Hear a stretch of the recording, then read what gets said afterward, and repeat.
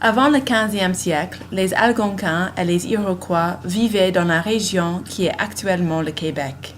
Ils cultivaient les plantes et ils vivaient dans les longues maisons. En 1497, Jean Cabot est arrivé à la côte de la Terre-Neuve. Il a revendiqué pour l'Angleterre. En 1524, Giovanni de Verrazano a exploré la côte est de l'Amérique, de la Floride à la Terre-Neuve.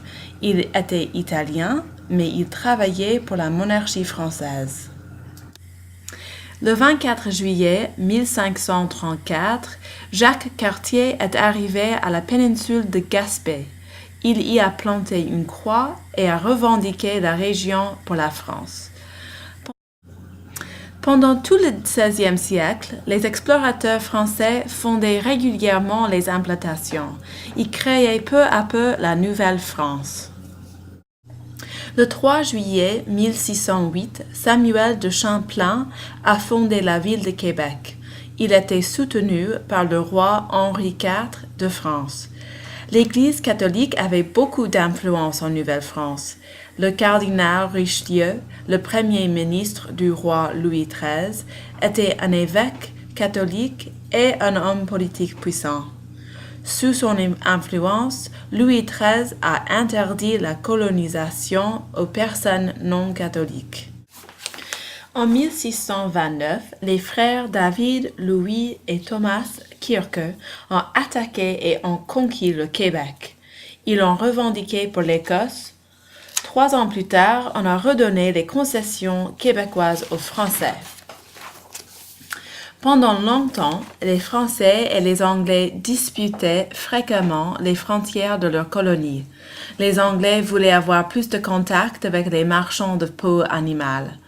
Les Français essayaient de maintenir le contrôle de leurs grandes concessions peu peuplées. Le 13 juin 1641, les Anglais et les Iroquois ont commencé une guerre contre les Français pour acquérir plus de territoire. La guerre a duré pendant 50 ans et a terminé en 1701 avec la paix de Montréal. En 1663, Louis XIV a déclaré que la Nouvelle-France est une province royale. Il a envoyé les premières filles du roi. Les femmes étaient les Françaises pauvres. Le roi les a envoyées pour commencer les familles et pour agrandir la population de la colonie. Il n'y avait pas beaucoup d'habitants. Au début des années 1700, la Nouvelle-France s'étendait de la Terre-Neuve au lac supérieur et de la baie Hudson au golfe du Mexique. Mais, en 1754, les Britanniques ont envahi la Nouvelle-France et la guerre de 7 ans a commencé. À la fin de cette guerre, la Nouvelle-France a cédé la Louisiane et partie du Canada aux Britanniques. Après la guerre de 7 ans, la cohabitation entre les Britanniques et les Français était difficile. Les Britanniques n'exerçaient pas la même religion. Ils étaient protestants et les Québécois étaient catholiques. Le code civil était différent et les francophones n'étaient pas représentés au Parlement.